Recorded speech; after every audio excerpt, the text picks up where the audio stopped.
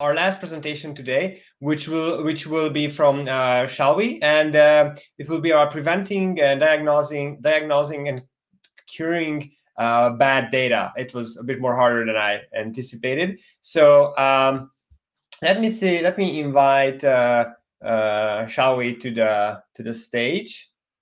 It should take less than a minute.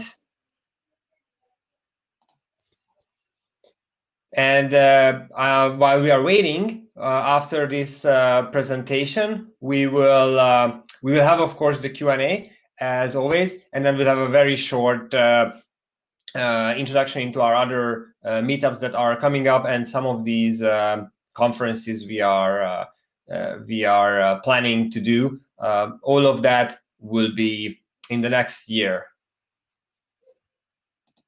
So we'll wait a little bit to make sure that Shailvi can arrive.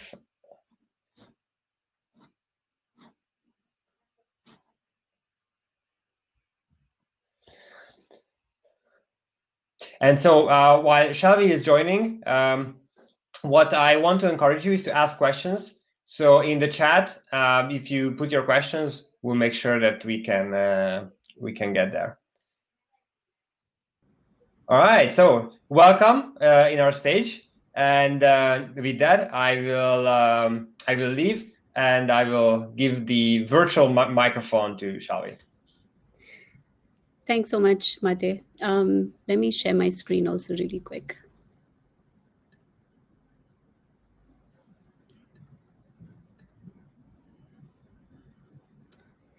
Okay, hopefully you can all see my screen. Thanks everyone for joining in today. My name is Shailvi Wakhlu, and today I'm going to walk through dealing with data, bad data in healthcare context. I hope you're all as excited about exploring data anomalies as I am. A little bit about me. I've lived in a bunch of different cities across the world: New Delhi, Chicago, Prague, and right now I live in San Francisco. I've also had the pleasure of working with a lot of different companies in the Bay Area and elsewhere, and these are some of the more recent ones. I've woven in and out of healthcare and got to pick up some useful context as I worked on medical data, as well as patient and care management systems. Now, I'm the director of data at Strava. Strava is the leading social platform for athletes and the largest sports community in the world, with over 70 million athletes in 195 different countries. We're growing rapidly and hiring if anybody would like to connect. So first, what is bad data? Bad data is anything that is inaccurate, incomplete, or misleading. You can usually notice it when an analyst encounters it because they get real mad whenever it shows up, and it has now potentially ruined their next couple of hours, days, maybe weeks, I hope not. So today we're going to discuss what we can do about bad data. We can prevent it, we can diagnose it, and we can cure it. I'm actually going to spend the bulk of our time today at the prevention stage. Understanding prevention is the best way to also get better at diagnosing and curing it. So let's dive in and understand the prevention stage and see how bad data gets introduced. All data goes through a similar life cycle. First, we define the features and align the different teams on those definitions. Next, we work on logging the data to track and store it. After that, we use some business rules to transform that data into a usable format. Then an analyst is able to interpret the data to solve some business problems. And finally, the data results are shared with the stakeholders. And that wraps up the data lifecycle. Now, we have identified the data lifecycle, and you'll start to see that at each phase, there are numerous possibilities to unintentionally introduce bad data. There's a lot going on with this graphic, but I wanted to show the full picture before I dive into each of the sections. I usually have this graphic pinned somewhere to remind me of all the possible places where my data might be getting corrupted. So let's jump into each of the sections before I come back to this visual. I'm going to anchor a lot of the examples to COVID-19, since that is unfortunately the theme of 2020. But hey, there's a vaccine around the corner, so maybe next year we can pick some other fun anchoring. Let's say you're trying to track COVID cases in a population. You are relying on data filled out per patient by healthcare workers. How do you define the various pieces of data that you want to track? A lot of issues can arise based on how specific or flexible that definition is. So your feature definition may outline that a diagnosis for COVID means that they count as a positive case. But what about people who were asymptomatic and never received a formal diagnosis? They still might test positive for antibodies, which means they did have the disease at some point. And so what do you do with that? Should that trigger a case flag? So in the case of COVID, it's a widely reported and well talked about disease. So you might end up taking a call very specific to the COVID scenario, but it may not be something that's super consistent with how you deal with caseload criteria for other diseases. And that means, in a sense, you are using uneven logic, which might result in the creation of bad data. Occasionally, you can also have something that is a very, very narrow definition that just doesn't include all the scenarios. You pick a definition that fits today's use case, but it doesn't really account for tomorrow. That may also cause problems when you try to catch up with the pitfalls of that narrow vision and end up having to spend a lot of time fixing it. And sometimes it's just plain old human error. Maybe your definition logic is correct, but a typo causes a different disease with a few letters here and there to be picked up in the case statement. These kind of errors are actually relatively common. Eventually, a bad definition is causing you to miss seeing a clear picture. Your picture is a little blurry or it's oddly cropped out, and inherently, it's just not a picture of what you wanted to see in the first place. Next is the logging stage, where you actually track the features you have defined, usually with the help of engineers who are tracking it in as part of your pipeline.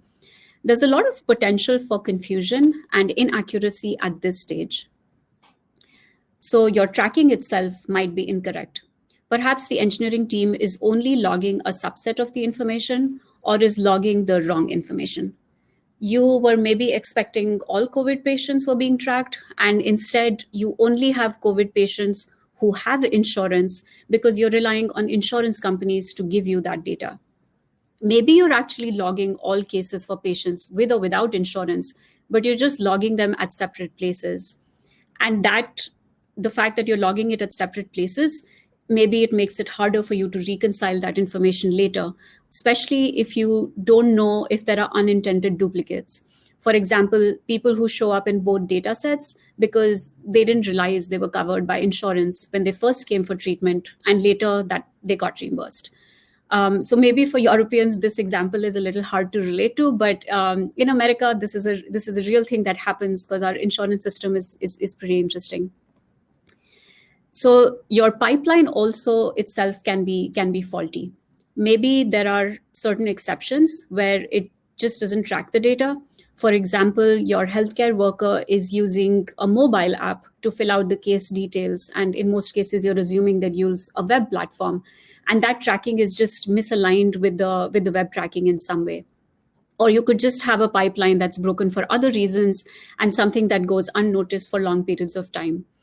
In some of those cases, you may actually have no way to retrieve the data at all. Another common problem is time frame issues. It shows up in a lot of different ways, but how long is data being stored for? When does it get aggregated? What time zone is being used?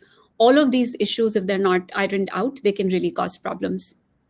Ultimately, if the connection is broken between the data that you want and the data you're actually tracking, then you're going to end up with a lot of unintended consequences. So next up is the transforming phase. And just like baking, if you're taking a bunch of rules and transforming raw ingredients to a finished product, a lot of mistakes can occur. With data, you need to take that raw data and convert it to something usable. Otherwise, every baker will create their own recipes and make a different product. First part of that is making sure that the rules are understood. When two humans look at a piece of data, they might make different assumptions about why it's there and what it represents. You are seeing the cake in front of you, but you're unlikely to know exactly what recipe was used and what ingredients it contains, and you'll just take your best guess. Similarly, when someone wants a table to contain per day the number of COVID cases, without more context, you really don't know if that number represents new cases, cumulative cases, or just all current cases where someone is diagnosed but hasn't yet fully recovered. Depending on what assumption they make, the data can be used very, very differently downstream. And unless everybody uses the same policies of labeling data, it can cause a lot of confusion. Data dictionaries are something that really help in this regard. How data is aggregated can also be very impactful in how useful it is. If your data is not incrementally aggregated, then you may need to go several steps up in the pipeline to get to the raw data that you need, or just in general, jump through a lot of hoops trying to use the aggregated data for your specific purpose. Either ways, being thoughtful and aligned that the aggregations for the with the specific use case that you're building for, that can save you from a lot of data gymnastics at a later stage. Finally, you can have logical errors while transforming data. Human error shows up in every single part of the data lifecycle, and transformation is no exception. We're now on to the fourth stage of the data lifecycle, which is analyzing. This is where the rubber meets the road, and you start actively using the data as an input for key decisions. First step is the problem statement itself. Stakeholders and analysts can easily be misaligned on the question that they're trying to answer. That misalignment leads to assumptions that are expensive to fix once all the analysis has already made significant headway. The rework and the resentment that follows can all be avoided if there is clarity about what problem is being solved and what those nuances mean. Besides that, while analyzing results, again, there is a capacity for human error if you use the wrong model to solve your problem or just made a mistake in your calculations. The last thing to watch out for is bias in your algorithm. This is a pretty large topic, and honestly, it's a whole talk on its own, but I'll touch on it very briefly.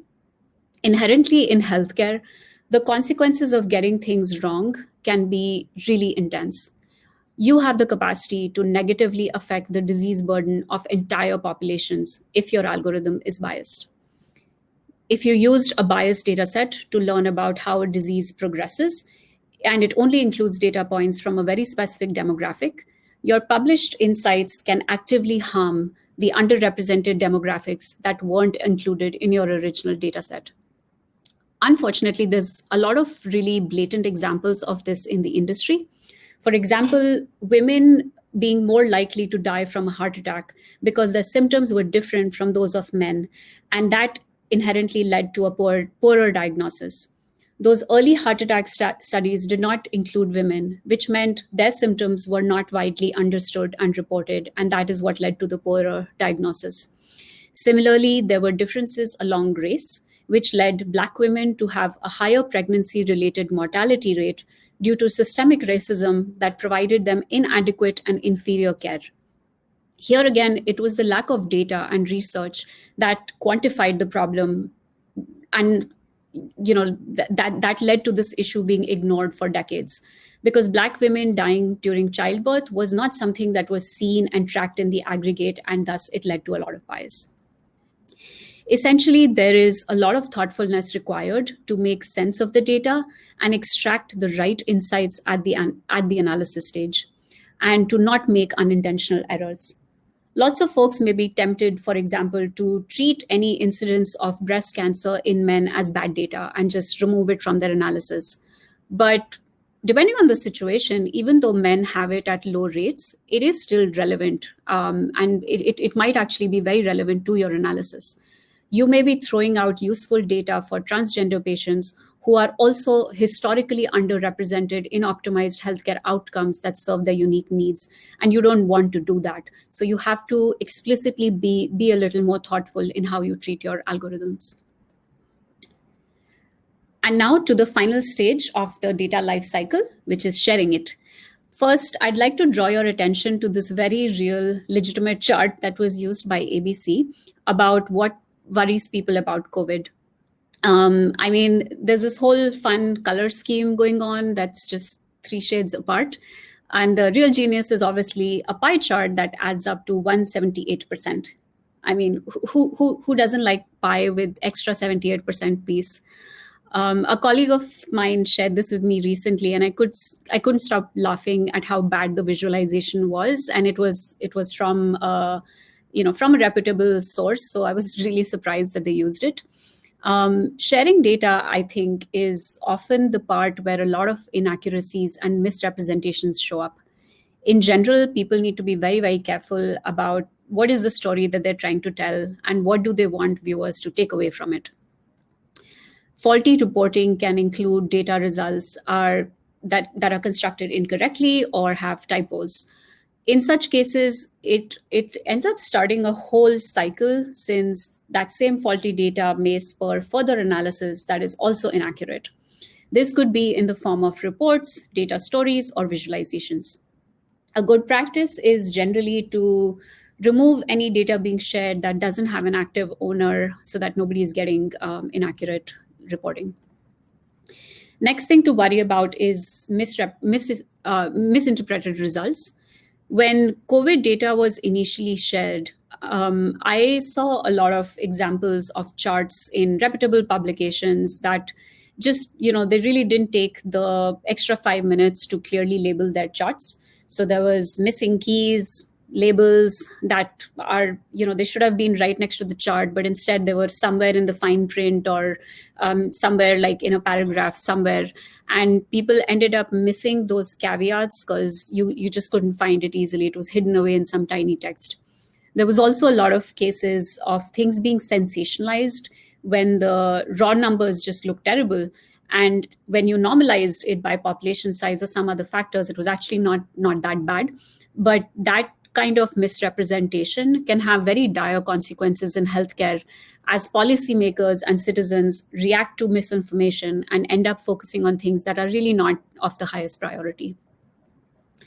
And finally, a very common problem at this stage is that once you give people access to some data, they are free to use it in other analyses. Some of the use cases really may not be aligned with what the data truly represents and what it was intended to be used for.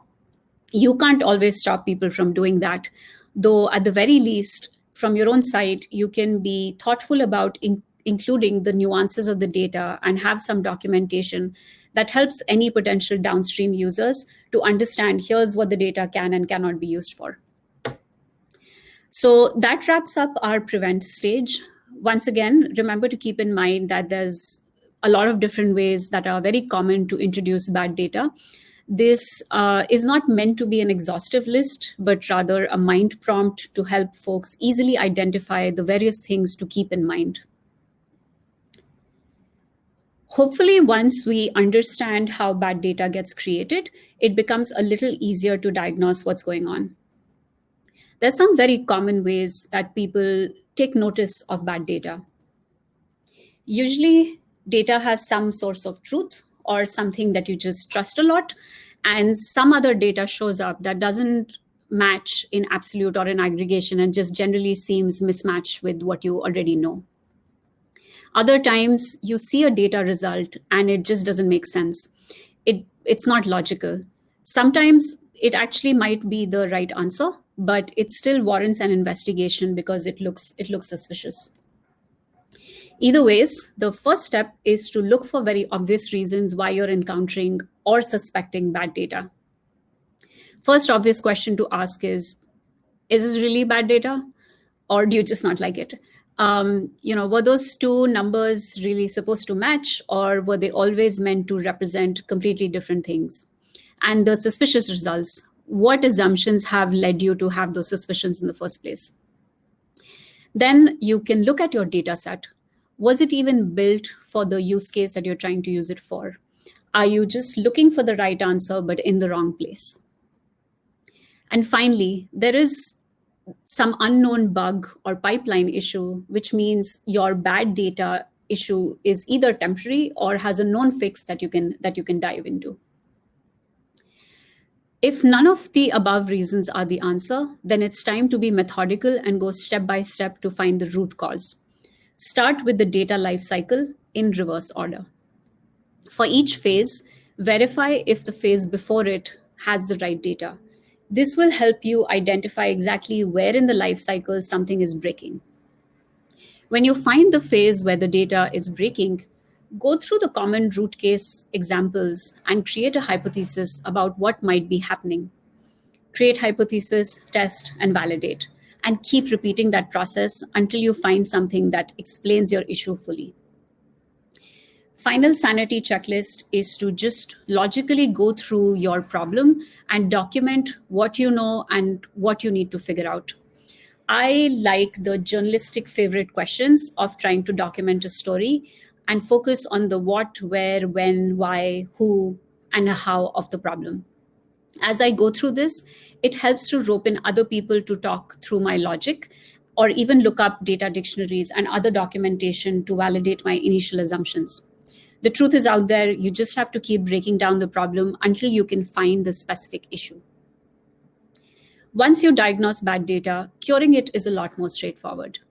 When you have correctly identified the problem, the solution will be straightforward. The diagnosis will tell you where the problem lies, and it isn't always going to be in your hands to fix it. The data lifecycle has many parts, and any of those parts could have an issue which has multiple owners, all of whom need to come together to fix it. Also, do keep in mind that you can't always fix all the issues for the past, unfortunately. Sometimes something that broke causes a permanent and unfixable gap. However, you can cure the problem, at least for the future, and add guardrails in place to flag issues going forward. For the data folks in the audience, here are some of the most basic scripts that you can write to fix issues faster, which can result in less data corruption.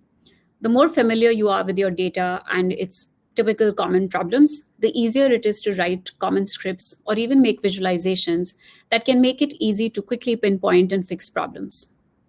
A basic volume check, for example, across different sources to see if you're consistent with at least the rows of data. And if not, then it means that it's more likely that the content of those rows is what is causing the problem. Things that can help you quickly identify missing data or the data that is duplicate can also be very useful to quickly narrow down what it is that you need to fix. And finally, just being able to break down the data by different dimensions can really help, especially when the data is really large and small volume changes are noticeable. You may realize that in general, your data looks fine, but there's this one whole disease area that has corrupt data due to a typo, or there's a certain drug type that has too many ingredients that keep cross-referencing each other, and that breaks some backend automation or something that you were trying to do. So being able to break down your data by different dimensions can help narrow down some of those problems.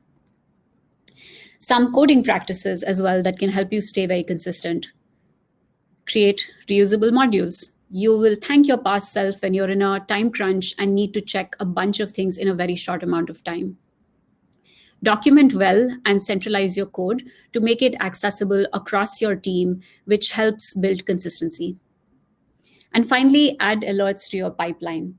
Over time, you will get good at knowing what thresholds are normal and what should cause you to immediately launch an investigation.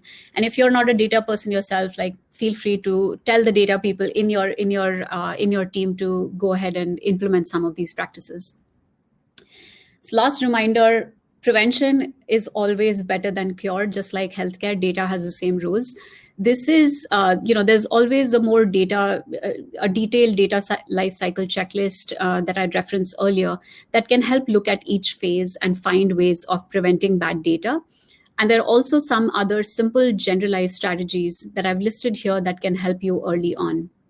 So things like reconciling your terminologies, make sure everybody in the company is speaking the same language and using the same terms. That can help cut out a lot of mistakes.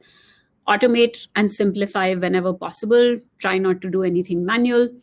Create an actual governance strategy early on, and that can also save you a lot of headaches at a later stage. And finally, at regular intervals, do an audit and figure out what strategies and processes are working for you, and have a way for folks to flag inconsistencies or stuff that's broken. And with that, I wanted to leave you all with some additional research and reference material. I also have more specific coding examples in one of my other talks that is linked on my website as well.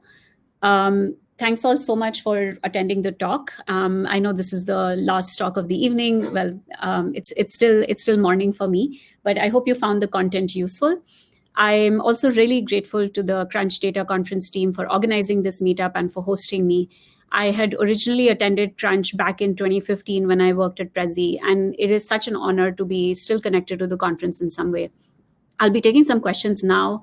Keep in mind that the content will be available later online, and I'm also happy to answer follow-up questions via Twitter if you want to connect with me there. And that's it. Thank you very much. It was really great to have you back. And even if it's not the same setting, please to say. So my question is that for instance, I advise companies on data infrastructure, and obviously data quality is a big issue because many times people just want to get data as fast as possible, and sometimes that goes against the data quality. And what I wanted to ask you is that if sometimes these people have objections to spend time on prevention, as you mentioned, good coding or just software engineering principles. So what do you see as a good counter argument when people want to rush things and they want to, because I think data quality is sometimes tricky because it doesn't right away, right? As was part of your presentation, is that how it can surface later on. Yep. So what do you suggest as a good counter argument when people want to cut corners and maybe go faster, even though we have a feeling that we might sacrifice data quality on the long run?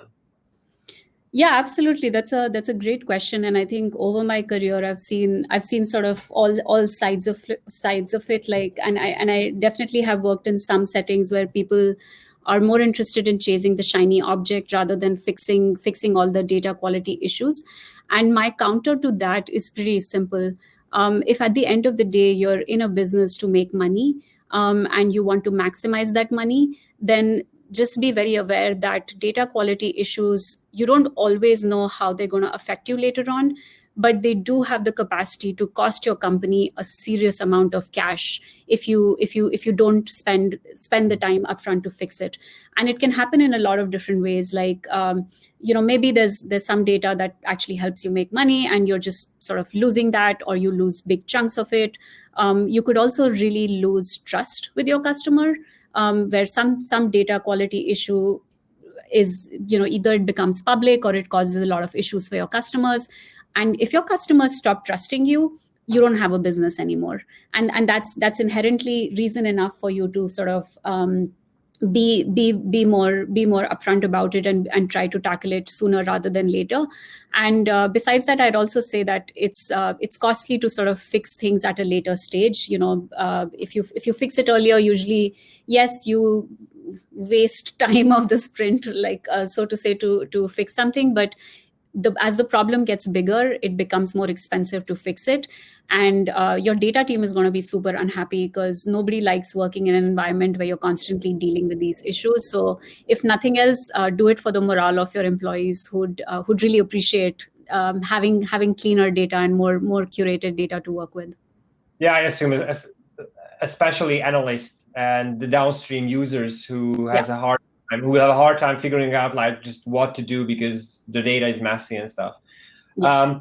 And to hit a more personal tone, and a question that came up is that what is the biggest data quality issues or data quality related challenges that you're facing at Strava? So fun fact, I actually just started at Strava a month ago, so I haven't fully dove into all the data quality issues that Strava is facing. I'm really too new for that. In the future, like again, hit me up at a later stage, and I'll definitely answer that question with more understanding of And Strava. previous, because you have a unique insight Yeah, into different companies. So what would you say?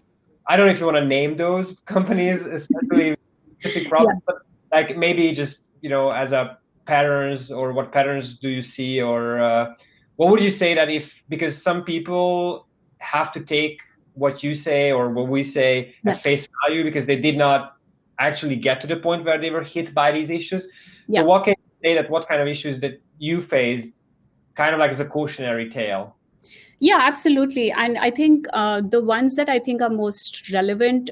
So I've worked in a lot of B2B companies, and in those enterprise companies, typically you're acquiring data from a bunch of different sources, and pipeline issues are, I think, some of the most gnarly to resolve, because you're in some cases you're actually paying vendors to sort of be a part of your data pipeline in some way. Either you're getting data from them, and you might be sort of having something plug into someone else's data as well.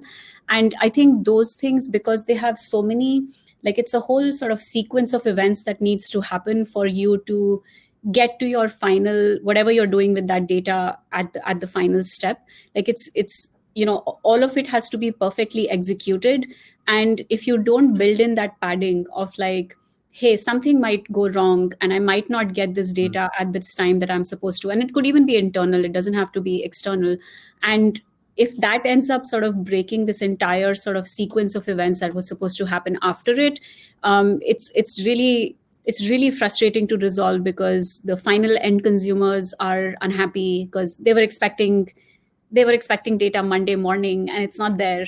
And Yeah. now you have to sort of go back and keep doing that. And I've seen that show up in so many different ways. And that's why, like, the whole have an early alert, so that any problem, any part of your pipeline, you immediately sort of start looking into it and fixing it, and preventing that data loss that happens can really sort of help you in that. And do you think that over time, we have, so now, do we have better tools now affecting data quality, let's say 5 years ago, maybe more, but because many tools like in machine learning, Yeah. data engineering had that kind of rapid innovation in terms of tools. And sometimes I felt that we have a lot of innovation in the computing part, a lot of in the processing part, but do we have that same kind of innovation, or same kind of progress in data quality? What do you think about that? Yeah, I think there is an intention in the industry to sort of start. There are some. I think there's a lot more tools that, at least I don't know, whatever I've come across. Like there's a lot more tools that are working on sort of the pipeline problem of like consolidating stuff, making things easy for people to access, democratizing that access in some way. And I think finally, like even on the visualization side, I do think good visualization can actually help you spot a lot of these errors really quickly. So if that stuff is made easy, you can, sometimes you need to write a script. Sometimes an easy visualization can help you spot it quicker. So I have seen some tools, like there's a few data dictionary tools out there that make it easier for people to label stuff and track stuff, so that there's a centralized place. Like people are never going to go dig up a Google document to to see what a table actually represents. But if that information is right there, like even in Snowflake, you have the capacity. I'm a huge fan of Snowflake, by the way. So Snowflake, you have the capacity to sort of like put it right there. Like this is like some notes or some comments that anybody who's using it can kind of access that really quickly. And those type of things, I think, allow people to just understand stuff faster. And the more you understand something, the less likely you are to make a mistake in using it. Yeah.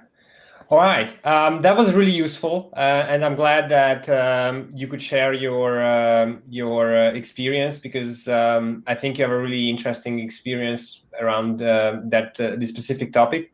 And yeah, I just want to say thank you very much for even. I'm happy that we could manage this, even though we're probably in a different time zone, because it's for me it's more like evening time. Yeah. But thank you, Shailvi, very much. It was really, really, really useful. Thank you. Thank you so much, Mate. Thanks for having me. Bye.